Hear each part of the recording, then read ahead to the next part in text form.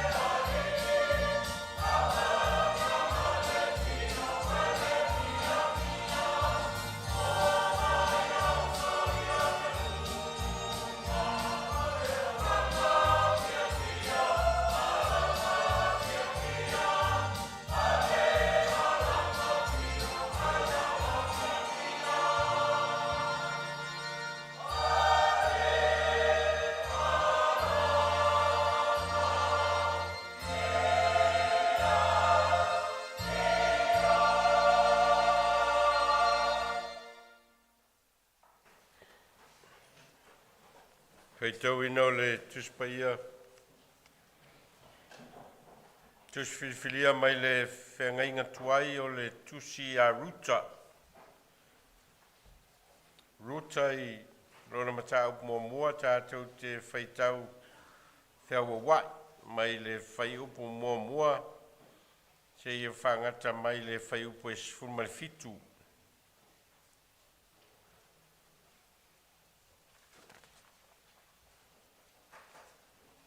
Tusi mai le whengainga tuai o le tusi a ruta. Ruta I lona mata upu mua, whai upu mua e whangata mai le whai upu e sifurumari fitu. Tātou te whaitau whiawa wai ai. Ona aso no whamasino ai, whamasino, sa iai le onge le nu.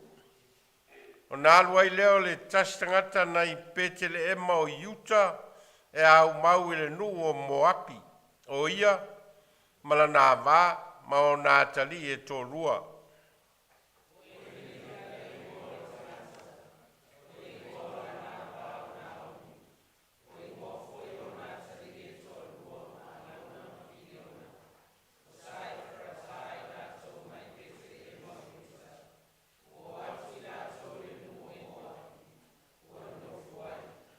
Ua oti Elimeleka le tane a Naomi, ua totoe o ia, maana tama e tō rua.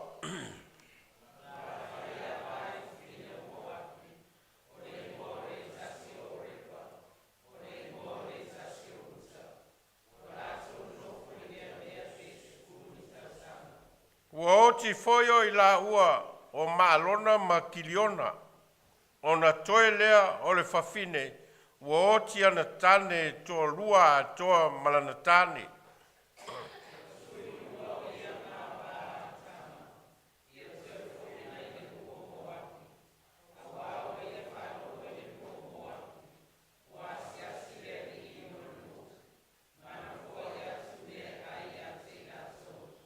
Alu ese ai lea o ia I le mesa iai, o ia māwā ana tama e tō rua whātasi mai ia.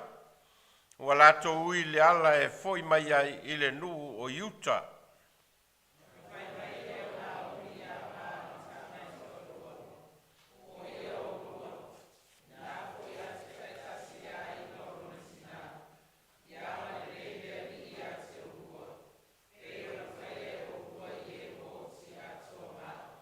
Ia foai mai e le li a te ulua ina ia maua e o ulua le mapusanga taito tasi le ainga o lana tane. Songi atu o ia te laua o na whetangisi ai leo I lātou o leo te tele.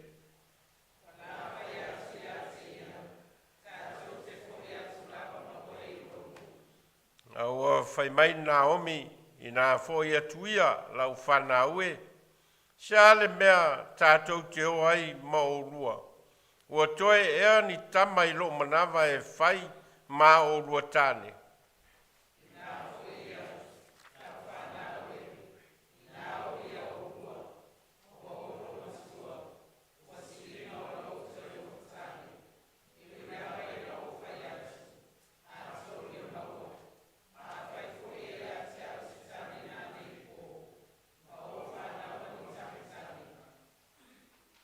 Lua te whātali e se ia mātutua I laua. Lua te nonofo fua ea e whātali ia te I laua. Lau whana aue, aua ua sili lo ti ngai lo o rua. E na ua o mai a tau lea ao le li.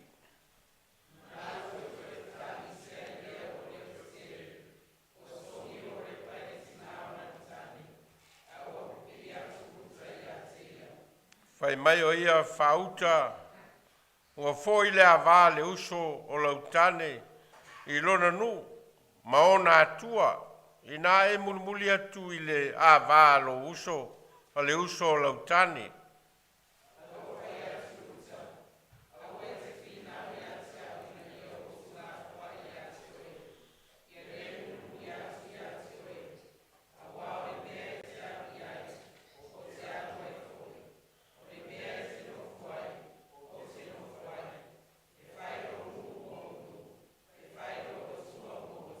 Ma fai upo su fitu.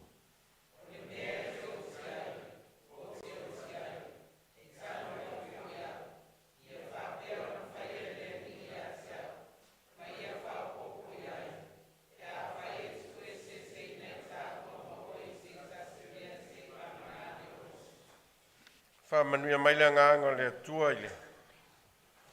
Whaita wina o nā fionga mai a tū mau i a te ialona vi inga e whawawau. A tātou pese ile pese lua se lau se fuma le valu.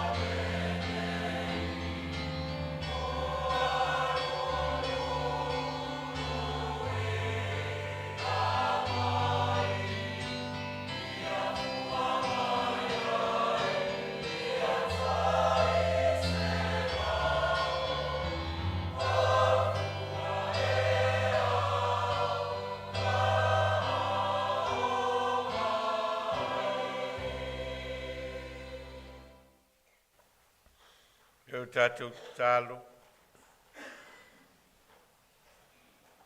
O lou whina ngalo lava lea mo i mātou o lau whanau.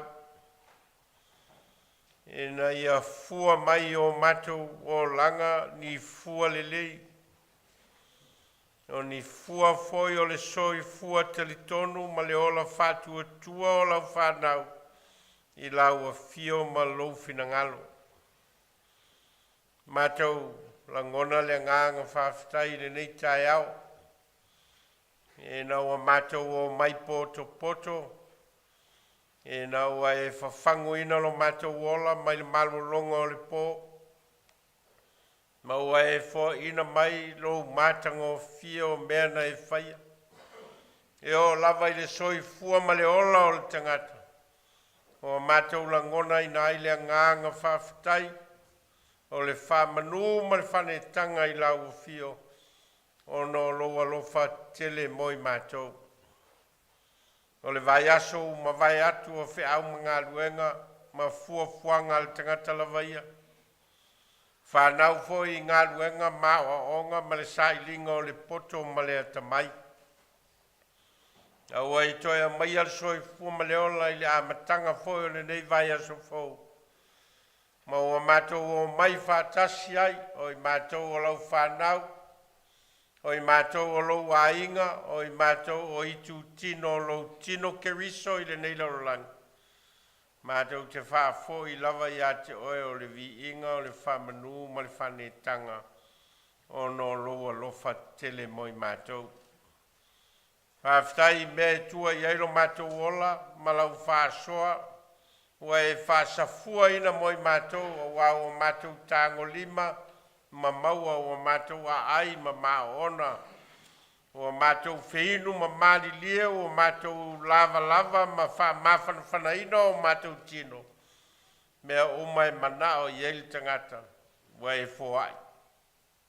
Mali lia o mātou roto ma o mātou nganga, i au whamanuianga sa saa mai mo i mātou. Manuia o mātou a inga, manuia mātou whanau. Manuia o mātou tamā ma tina mātutua o eo whata o tolia i tutonua ai o ngase ngase. Eo i fōina o mātou langona le leo le maliu maleoti. Malau wāla au o motu si ai mafutanga i tutonu o nisi o a inga i lo mātou a ai nei. Ai mātou te whawhetai au ai le masalo salo le tangata i lo alofa. Malo wanga le lei. O umauna e Sauniga mea mo le tangata soi fua ma le tangata whātua tua. E ngata o meo le ola nei. A o lo malo e whawawau. Mātou whawhtai o au mātou whaitau i au a fionga mā o ao. Ma whātonu tonu i mātou, mā o ai i mātou. Ma vea i au a fionga e whai masulu i o mātou vai ma malamalama i o mātou ala. Teita ina ai i mātou. Pātonu tonu ai la mātou savali ina i o mātou loa lau a fio ma lau finangalo. Aftai o na o le whao le tanga o le tangata angasala. E na wai a fio mai i lo lava alo pele o Yesu Keriso o leo a liu tino tangata ai lau a fio. O na Sauniga le whao le tanga o le tauranga ua whaia i lona lava so i fua o foina. Whai ma whamanga longa o i mātou ma le lorangi ang sala. Tau mau ia te o le vi inga o le whamanu ma le whanetanga e whawawau. Whamau lalo ma wha to ese le tangata i o luma o i mātou o le whanau ang sala. O mātou te tālo te mā whamangalo mai mātou o lau whanau. Mea o mātou le ato toa ai. Mea o le o iai lo mātou ngawhatia o no lo mātou valea. Mea o le mwhai o no mātou whatino ina o no lo mātou aunga tatā. Ma lo mātou fuli tua i o mātou Vailaau wina. O mātou atu te mā se e whamangalo mai mātou taito tasi. Mātou talo mō lau e kalesia nei. A inga taitasi uma. Mai e mātutua se i o lava ia mātou whanawiti se e whamanuia. A inga taitasi ma lava singa o le a inga lava ia maona whamoe moenga mo nei male rumanai. Mātou talo i e whamanuia. Sa i linga o le poto ma le atamai ma mātou whanau o tui natu tonu o onga. Mātou talo i e whamanuia. Fōa i le poto ma le atamai fōa i tāleni. ia o ngā le soifua ma le ola mo lau e fio i se me te finangalo ai mo i mātou. Mātou talo mo lau kalesia, o mātou whamoe moenga, o mātou sa i linga whale nganga, o lo mātou wola ngā lulue ma le ola tautua ma au nanga o mātou whaia mo lau a fio, ma lo finangalo e ala i lau e kalesia mātou talo i e whamanuia. Mātou talo mo nai a mātou whanau tu i nātu, mo so se whamoe moe, sa i linga o le poto ma le atamai, sa i linga o tāleni, mātou talo i e whamanuia. Mātou talo mo nai o mātou tamama tina mātutua o e o lo ua nonofo fale, po ai o ngase ngase, mātou talo i a turi loa ina, i a iai au whamalolonga, i a iai au whamawhananga mo i lātou. O e o lo whātou tolia i mai, i a iai au whamalolonga. O e o whano noa, i a iai au whamaisenga ma lo whamawhana mai mo i mātou. Mātou talo mo le nei atunua ni usila o mātou nonofo ai, mātia e ai. Mātou atia e ai a inga ma mātou whanau, ma vai tamaina o mātou wola. Ia mātou talo i e whamanuia, whai ngā malo, ma tā ngā luenga ngā rurua sa i linga o le leilau tele o tangata. Mātou talo i e whamanuia. Mātou mana tua whoiro mātou atunua sa moa, na i o mātou a inga o lo whamuli ai. Tonu o nu malala whanga o lau e kalesia ma whai ngā upu whai o malo. Mātou talo ia iai lo alofa ma lo wanga le lei. Whātunu tonu fo lau oelo mātou atua i mea uma. Nā lo langi lau tele maona tōtu ngā. Tātunu o lo whea ngai mataua ma whewai inga ma le soi fua mau mau. Nono le sa i linga o le malosi. Mātou talo, ia ilo o lofa malo wanga le lei ma ia maua le tō file mu. Mātou talo mo la mātou tapua inga i le nei tae au, se taimi mātou whalongolongo feta lai oelo mātou atua, ta tala la mātou whalongo ao oe. Ina iau mātou i loa lo finangalo moni, whai mataita iala moi mātou. O mātou talo ia, ma ta talo lilo ai le lilo lava i lau si la whangati o mātou roto manganga. Whaia lo lava fina ngalo ai leo o mātou roto o mātou talo Vailaau. Ala i lo lava swafa i e sule li malwhaola o le wao i mātou talo. Lo mātou tamai o i le langi. Yo, mailo malo. Whaia lo fina ngalo i lalo langi. Ia e fōai mai a te mātou le asoneia, mātou mea ai tau ma le aso. Te mātou ia mātou ngasala, pe o i mātou fōi ona mātou whamangalo i nātu. Ngā anga le anga mai a te mātou. Au o fōi teita ina i mātou i whaososonga. La vea i ai mātou ai le anga. Na wae o le malo ma le mana. Joa malivi inga e whawawau. Amen. Pese se lau tosu tosu. Pese fatu. Ia o le tatou pese fatu.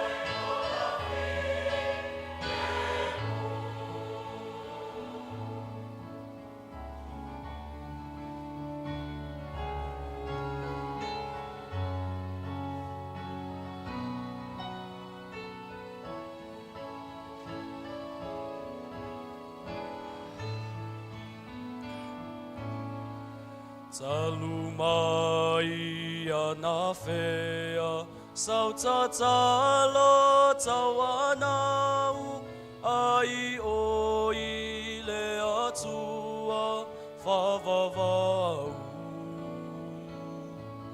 Talumai ana fea, na e tali tonu ai, e tali o lauwa lau.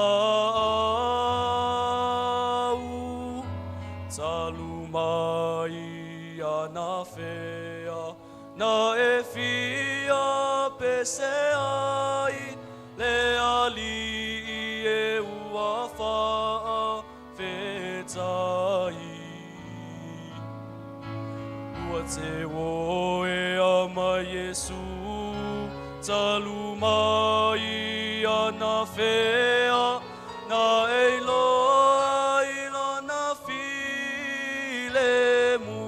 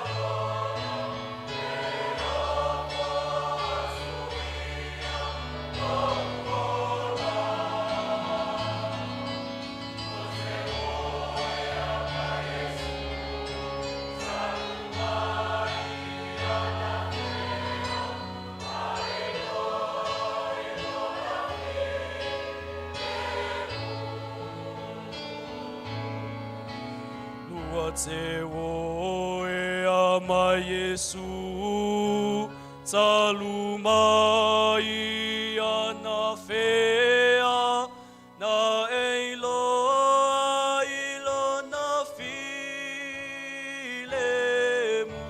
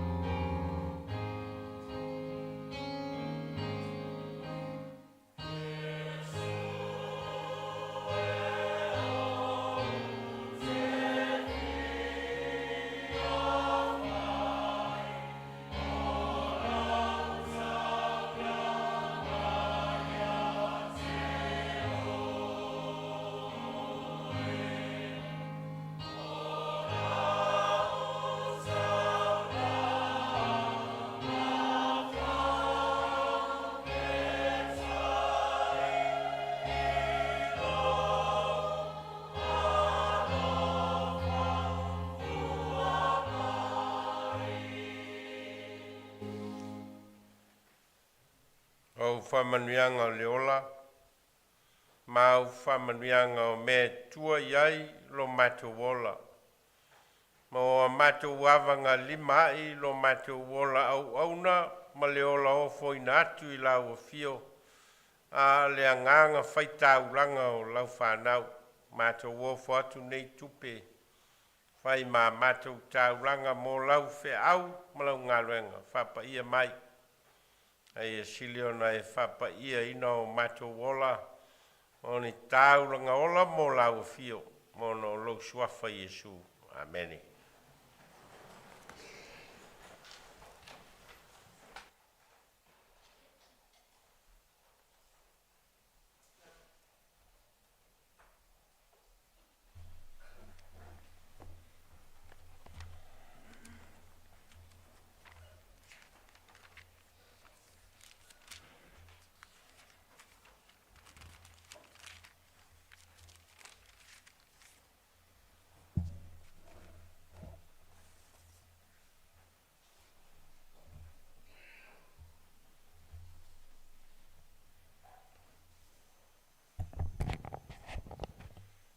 Eo tātou te tālo.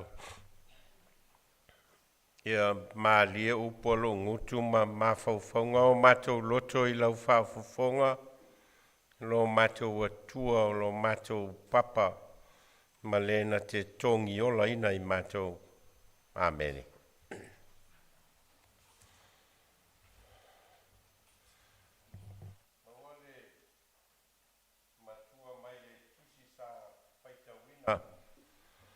Mai le whengainga tuai o le tusi o ruta I lona mata upu mua mua.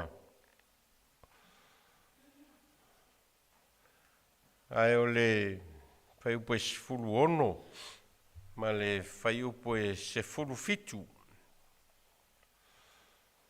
Aua e te whi nau I a te au, ina ia o tu la foa I a te oe, ia le muli muli atu I a te oe. Awa o le mea te alu iai o te alu ai foi.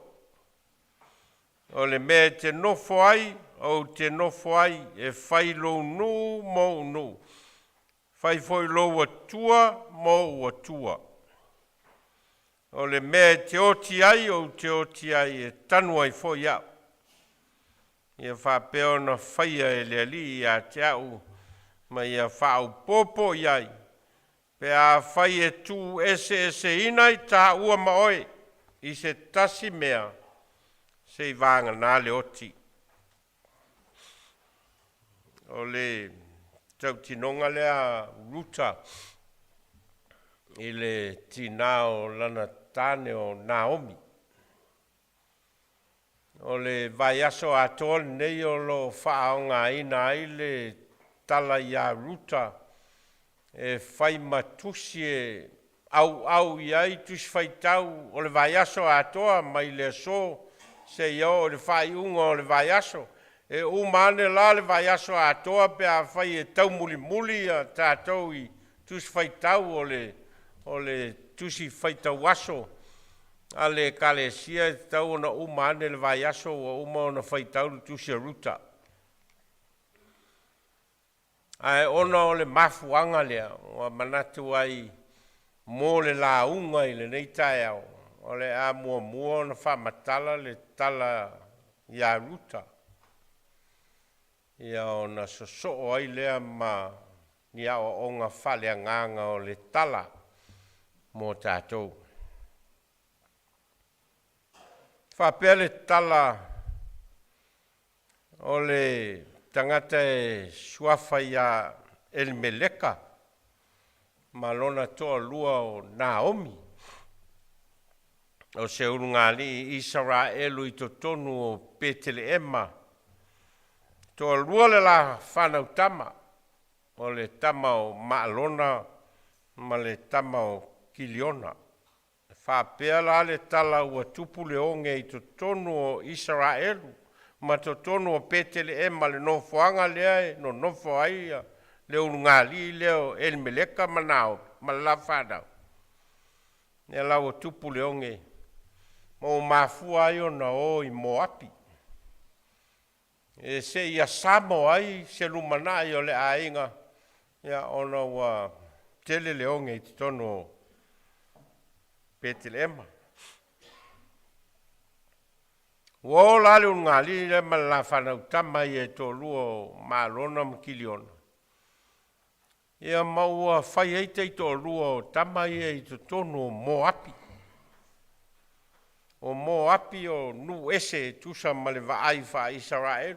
E leo se vai enga o Israel. O le nu ese ne ta ua tangata Israel o nu ese. Ia lau no nofo ai le ngali lea.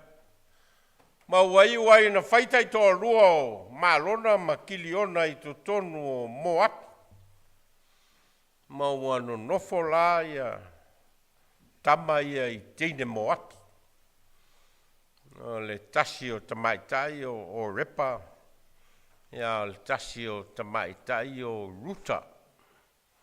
O le Ruta la na leo whaingoa ai le tusi leo Ruta.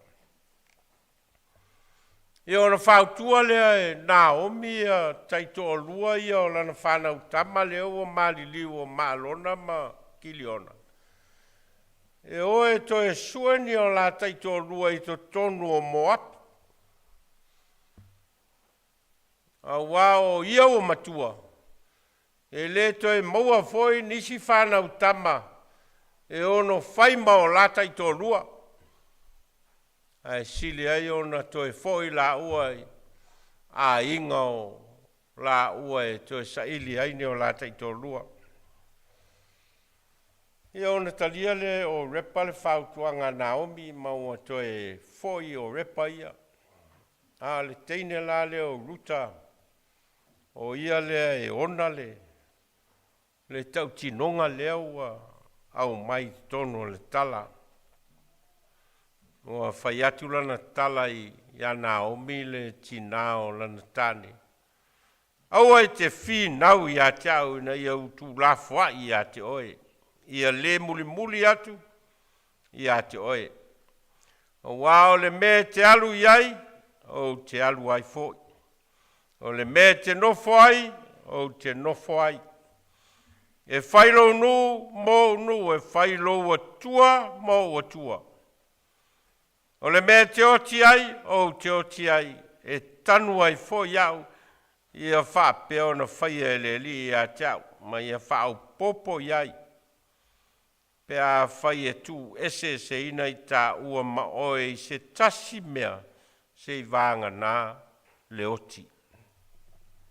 Ia, opo ia o le tau tinonga a ruta I a Naomi. Pea la le tala, mo le whaaua wina o le tala.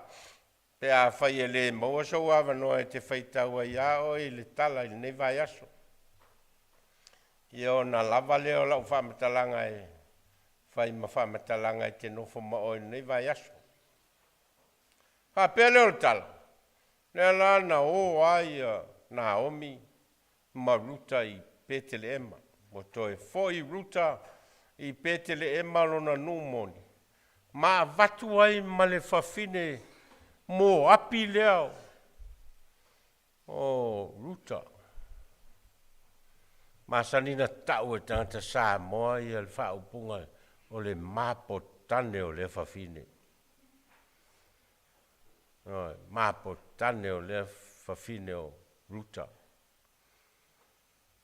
Ai me le tu ai Naomi e alu I lato ai. Ma tangata o lona nu. Ale nei ala muli atua I lava. E on whapele o le tala ua foi la Naomi maruta I Peteleema. Ma ua toe mau Peteleema. E ona alu leo ruta e a samo mea ai. A wao leo ua no nofo nei na whawhine ua le aini o la tane. O ruta ua le eisen tane.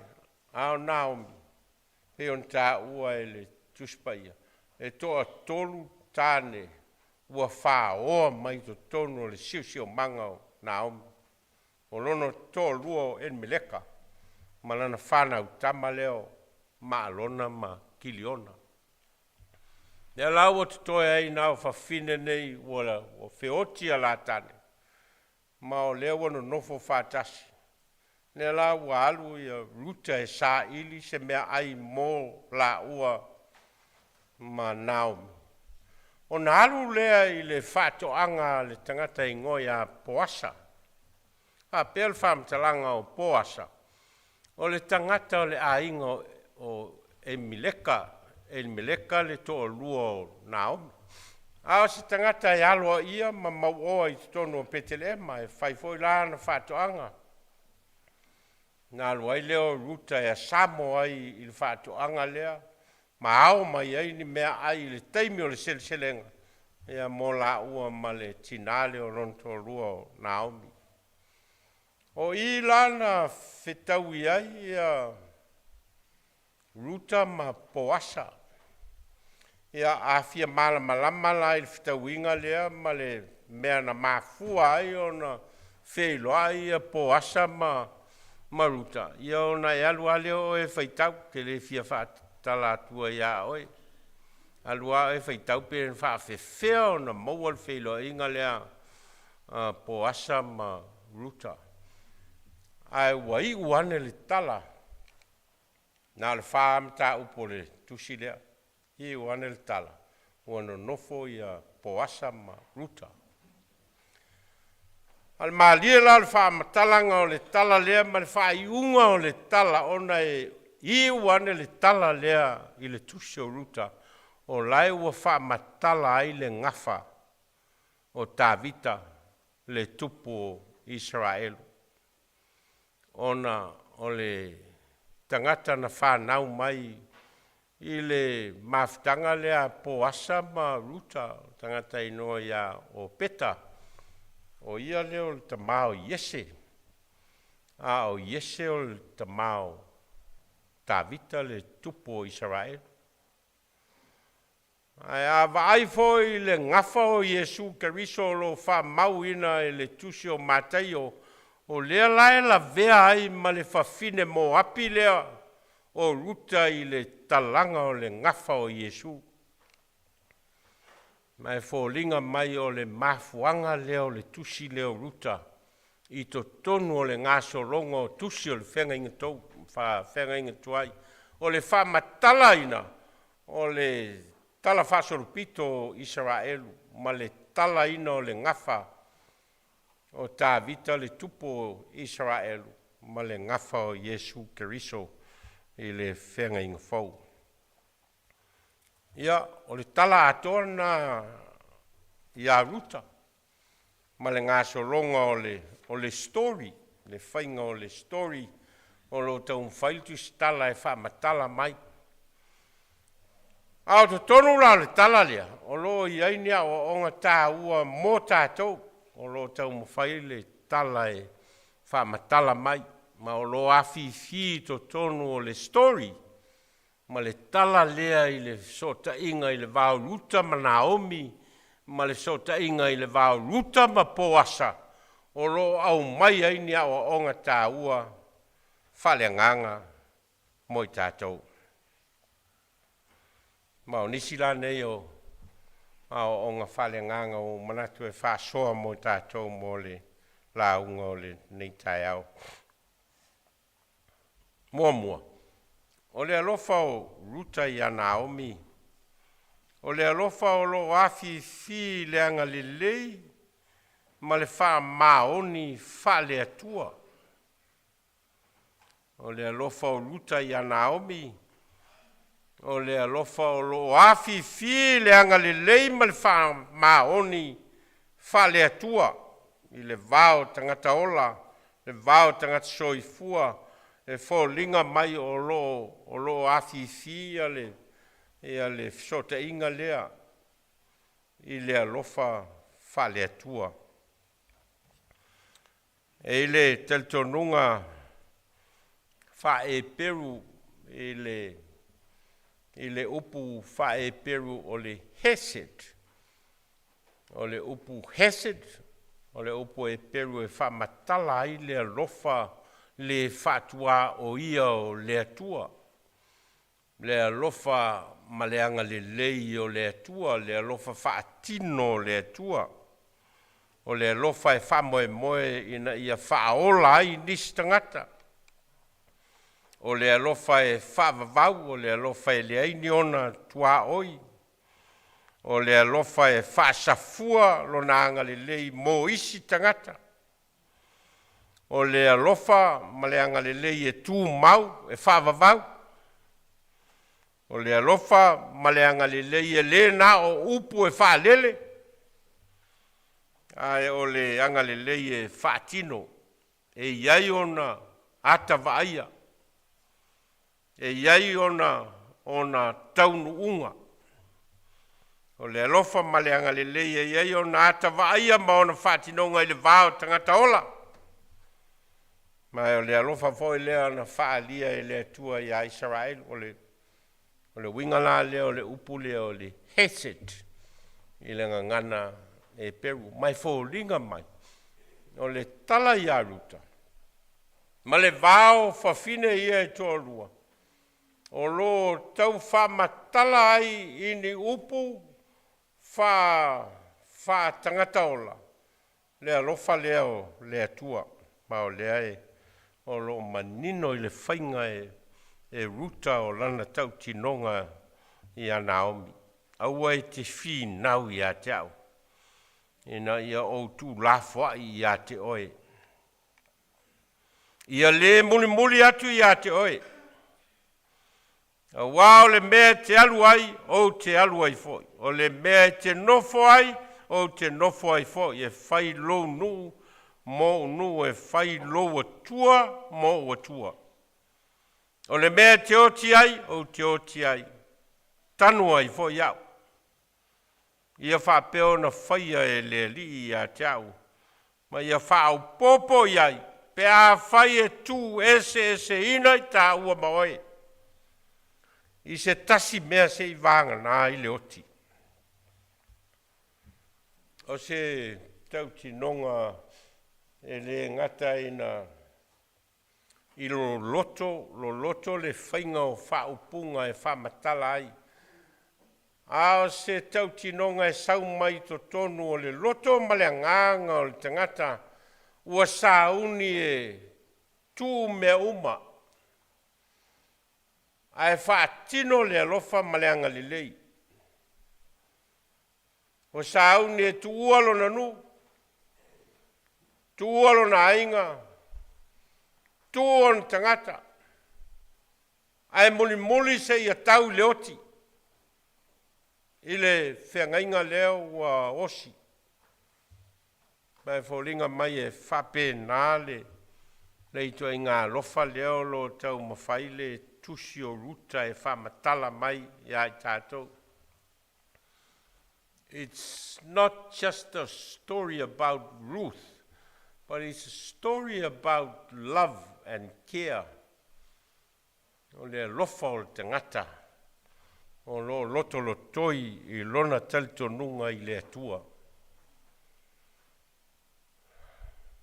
O mauti noa le lei e ruta le atua lea o lo talitonu i ai a tangata Israelu o le atua alofa ma le atua anga le lei. Ma o lea fau o talitonu o le atua lea o le a muli ai. Ma o lea o tau tino ai lana whamatalanga. A tonu e mwhai aona toi maua se to lua o luta i te tonu lava o lona nu i Moapi. A e leo le wha moe lea o le sailinga o sona to lua. E leo le wha moe o le sailinga o Santane. A o le wha moe e na ia whai le alofa maleanga le lei. I le whawhine leo ua whaoa mea uma mailona o langa o Naomi. Whaoa le tō lua, whaoa matane tō lua o malona makiliona. Nea lawa la ngona e ruta le itu ai ngā lofa lea o le heset. O le alofa e le whātu au ia. Aua te whinau ia tau na iau tau la wha ia te oi e le muli atu ia te oi. Aua o le mea te aluai o le mea te nofo ai o te nofo ai fo. Whai lo nu mo nu e whai lo atua mo atua. O le malosi lea, ma le lo loto lea, o le tau tinonga whawhiangainga a ruta na whai i a Naomi. Lea o lo afi tutono le tala lea. Ma le whi au o lo tau ma whaile tu stala e au mai mō tātou. Ma le whitalainga a Iesu i ona so. E le sili lava le alofa o se tasi le nei alofa. Ia tu wina atu e se tasi lo na ola e suyai ana wo. O le toi ngā alofa lea o lo tau ma whaile tusio ruta e whamatala mai ia i tātou. Rā o ngalona lua o lo i tono le tala lea. O le tala ia Naomi maruta o le tala e whamausalia i le whina ngalo o le atua. Ina ia whaatino le alofa i whawhine uoti a lātou tāne. Stasi leo vaenga I tono o onga le whenga inga tuai. Na whaia le atua ilona nuo Israelu, pe ao ina no foia ia nuo kanana, ma whaia lato whatoanga, ma whaua lato whale, ona whatonu le atua tangata Israelu, ao ina sele o tau whatoanga, auane I sele ina uma mea uma. Aia whato toe ni fua o tau whatoanga mo tangata matativa, ma whawhine ua oti a lato tani. O lo manino le leile vaenga leo tangata. O lo nau le atua I lana whatonunga I a Israelu ina ia tausia. O whawhine ua oti a lato tani. Tā ua le whina ngalo le atua le vaenga lea. Mai o se vaenga o tangata e tusa ma le tū ma le anga wha Israelu o le iai o le tāne I tu tonu o le a inga. Mea foi le nau ai tangata Israelu a whanau o se tama o se manuia lea mo a inga. A whapena foi le tū ma le anga wha tangata Samoa. A whanau se tama e fo linga mai o le wha moenga lea o tangata ma inga maungali. Mai fo linga mai o le mafuanga lea o lo a vea ai le vaenga lea o tina ua oti a latu tane o se vaenga tā ua I le tusi lea o Ruta.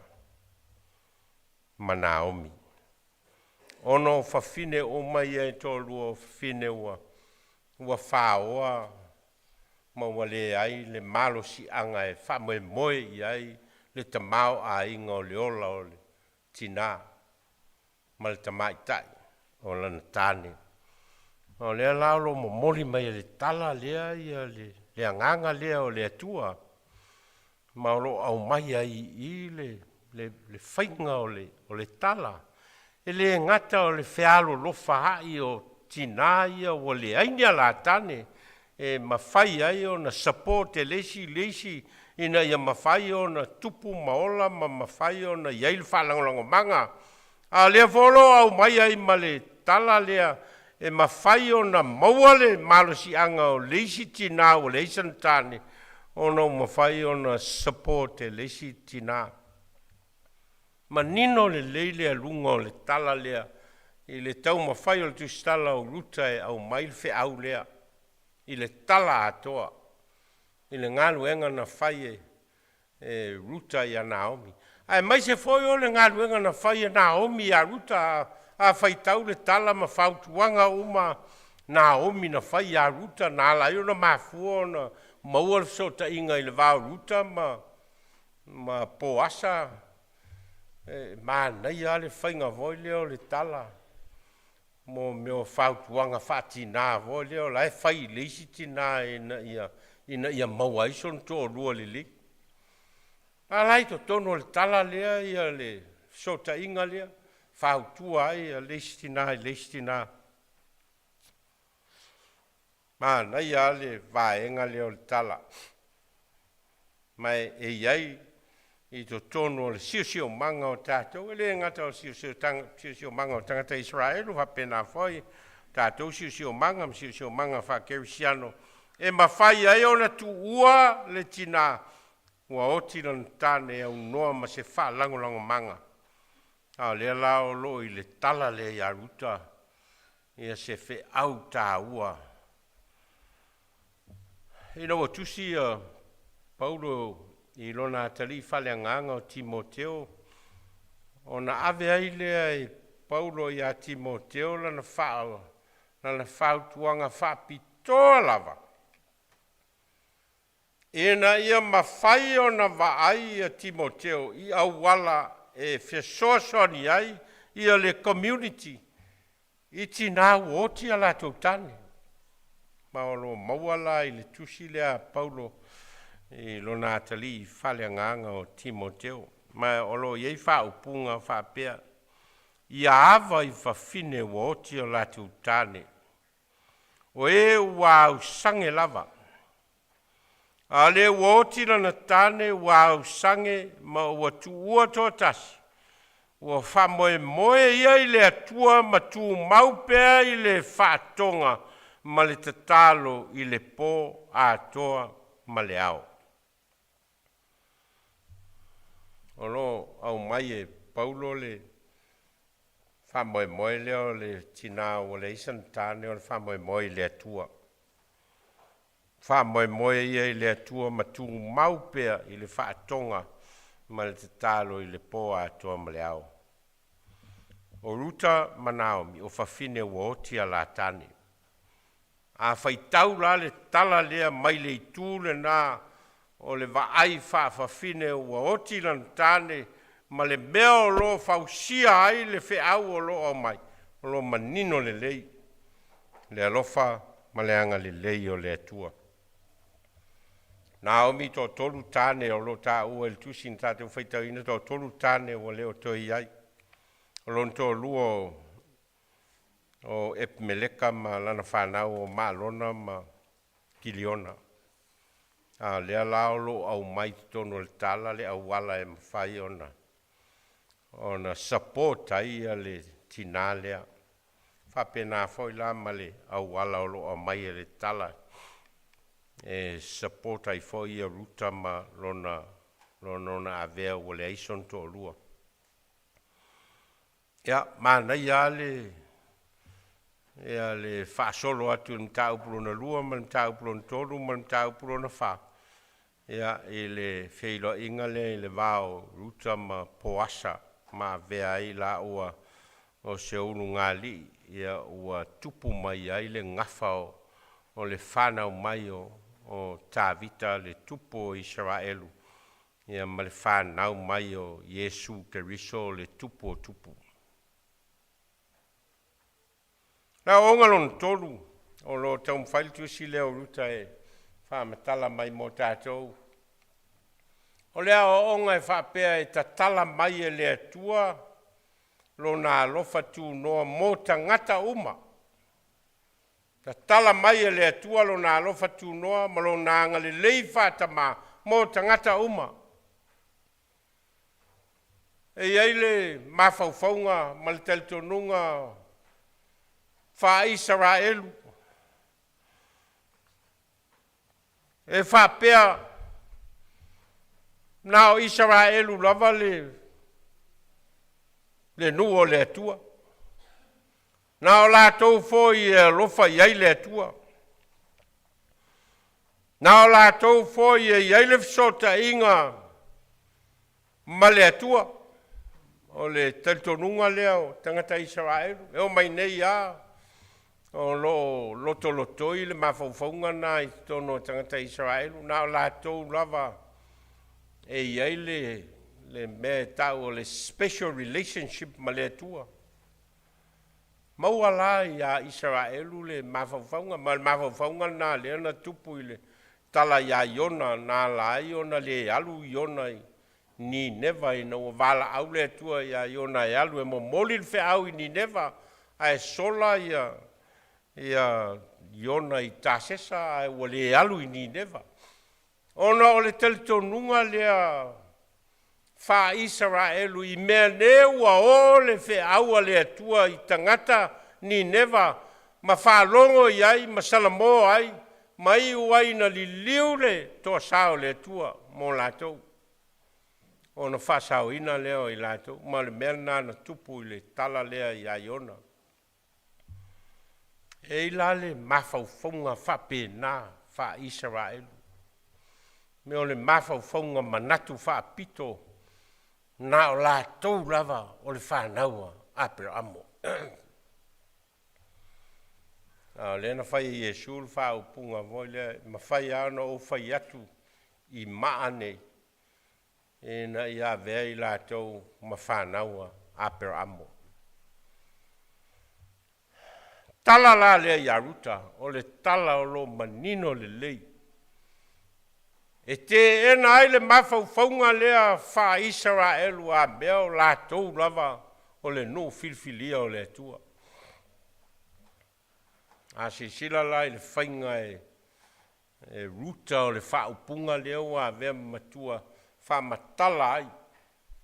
le so tanga leo ruta ma le atua. Ma le aveo ruta ma fafine o Israelu. Ina ua tali tonu ruta i le atua. Ma mafua ai o na alu e tau muli muli i a Naomi. Ma na fai ai fa upunga ia. O le me te alu iai o te alu ai foi. O le me te nofo ai o te nofo ai foi. Failo nu mo nu. Failo o tua mo o tua. O le me te oti ai o te oti ai foi e tanu ai foi au. Fo linga mai o le o lo au mai e le tusi o ruta. E le ona wata ua oe o se Israelu. Ona wha pea ai leo le alofa tu noa o le atua ua mawhai ai o na vea oe o se tangata ua amana ia e le atua ona oe le tangata Israelu. A le ala ua mai tala le iauta. E le ai. E mawhai au na vea se tangata ma tangata alofa ngia e le atua. Ina wae fatua tua i le atua. Ma lona alofa tu noa mai mo i tātou. Tala la lea iaruta o lo afifi ai le awa onga lea. Na i loa lava e ruta.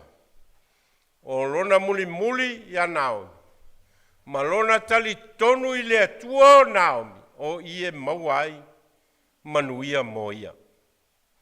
Ma o lea lana wha manuia ina lava e le atua ia ruta ma avea. Ma se tasi o tina. O tina e toa lima o lo la vea i to tonu o le whamatalaina o le ngafa o Yesu Keriso. O lo manino ni lei e le tū langa o ruta i to tonu o le ngafa lea. Tusi nā mana ia pe au ina whaitau, ma malama lama le lei tātou i le whea au o lo au mai. Tusi le ia ruta. Ma te tono foi o whea au mai mo tātou, e tusa ma le alofa tū noa o le atua. Ma lona anga le lei mo tangata uma. Ma lona anga le lei whaapitoa i tangata ua whaamativa ina wha le tamao a inga. Ma ua le aini me tua iai o lato wola e peo tina ua oti a lato tāna. O lo manino i tono le tala lea i aruta, le whea au o lo momoli mai mo i tātou. Tal tono fo le anga le lei leo le tua e ala ia Yesu Keriso. Na te le whātua o ia ai ni mea. Ai na te alofa mai ai mo i tātou uma. Wao le mea te alu iai o te alu ai. O le mea te nofo ai o te nofo ai. Whailo no mo no. Whailo atua mo atua. Heo tātou te tālo. Koe ao mai moi mātou, i la mātou whaitau i aua fionga, mai e whetalai mai ai mātou i winga lo loto, taitaina ai o mātou wola, taitaina ai lau whiau ma lau ngā luenga, whātonu tonu ai la mātou savali ma o mātou wala, e na ua e whetalai mai moi mātou. Ia ao mai lo nganga, ia mātou loa na whai, ma ia vea mavi inga ia te o no lo swafa Yesu. Amen.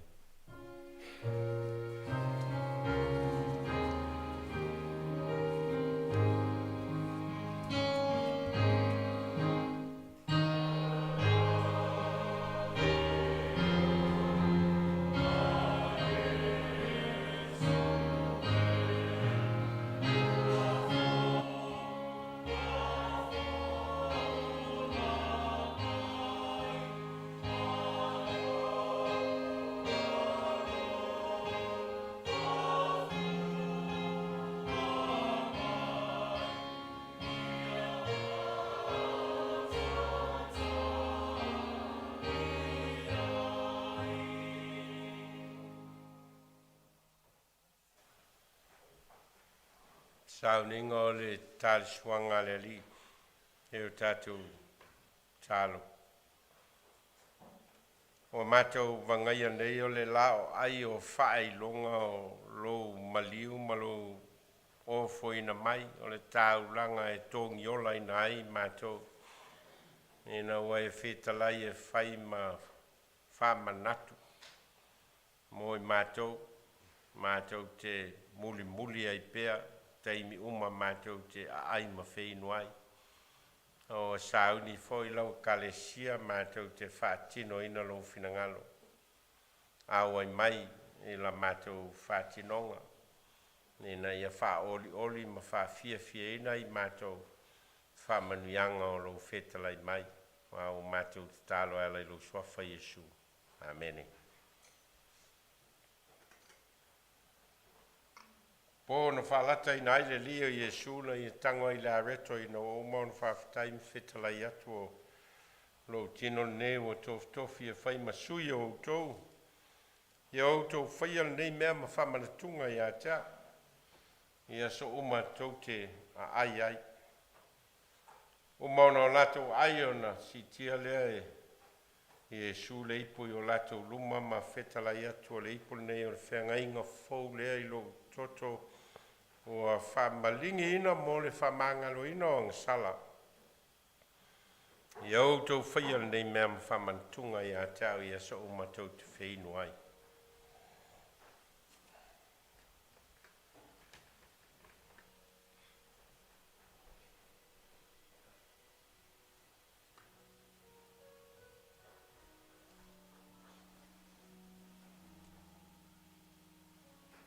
Tau ao ina ma talia loa.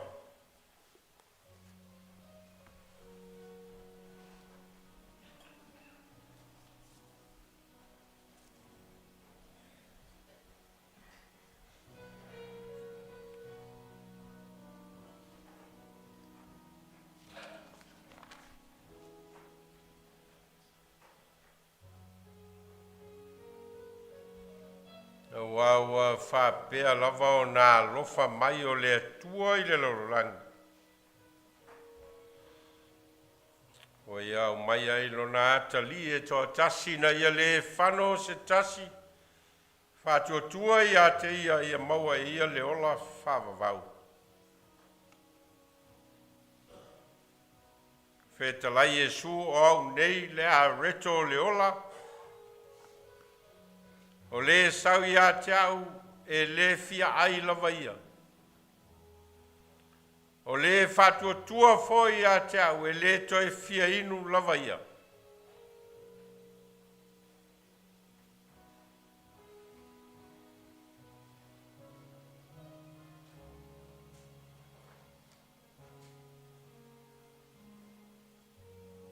O au nei le areto le ola. Na ai o tau tamale manai le vau au oti i lato. O le nei le areto walu wifo mai le langi. Ai se ai. Ona le oti lea o ia. O au le areto ola na luifo mai le langi. Pea ai se tasi le nei a reto na ola ai lea o ia e whawawau.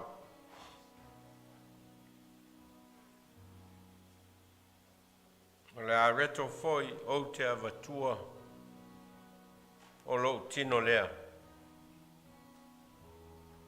O te avatua maola o le lalolangi.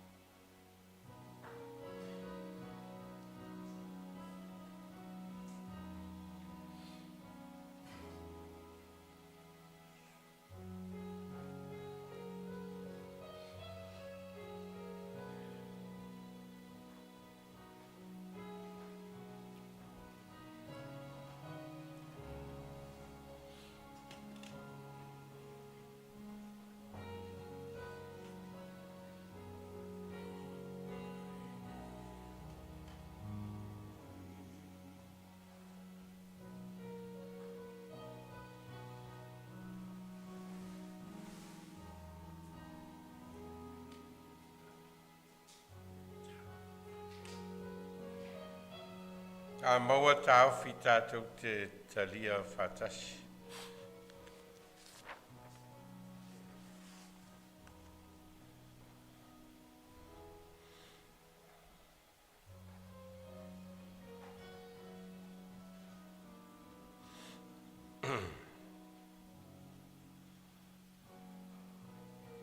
Whetala Iesu le whawhine Samaria.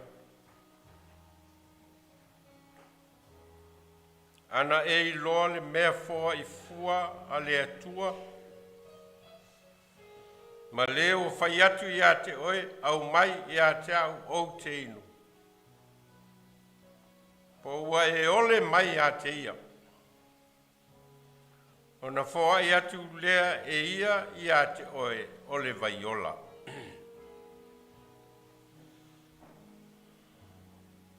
O le inu le nei vai e toi fia inu ia. Se inu le vai o te watu ia te ia e le toi fia inu lava ia. O le vai o te watu ia te ia e vei to tonu ia te ia o le vai puna. E puna I lunga I le ola whawawau. Tali fine Samaria le li ie. Au mai atau le nā vai ina ia o le toi fienu. Ina ia o le toi saufoi I nei e utu vai.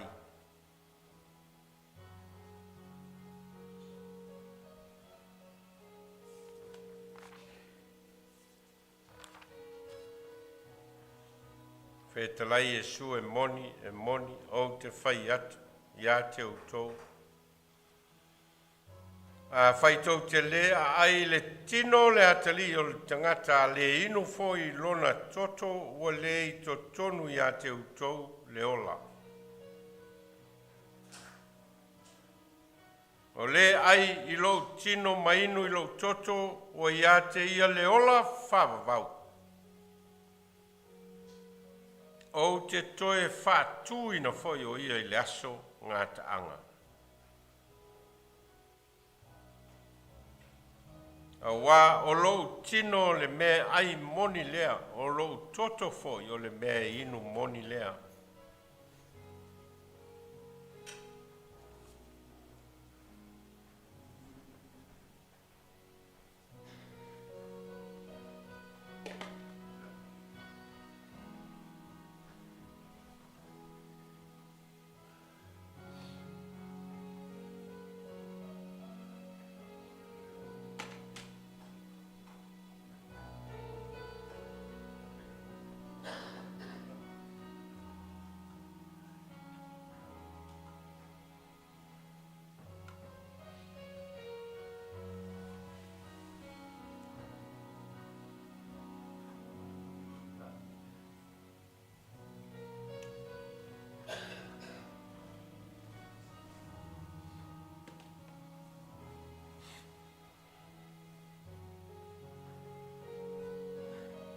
Rei po le whenga inga fau lea I le toto keriso ua whamalingi ina mo le whamangalo ina o tātou ang sala, tātou talia ia.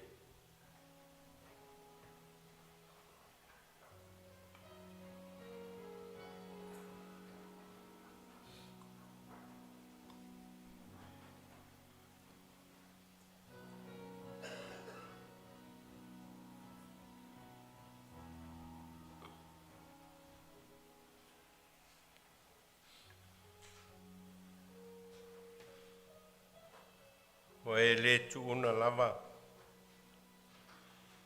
Se vaenga o lo soifua atoa. Ua e foi na mai lo lava soifua o le tino ma le toto. Fai me tau ranga o le whamanga longa mo I mātou. Ia whalo loto ina I o mātou loto ma o mātou nganga. Mātou te oa I e mōli mau I le lorolangi. Mō lau o fio malo o lo fitunoa. Mau mātou talo ala I lo suafa Iesu. Amen. Tātou vi le tua il pese mun muli. Pese slau tol tol.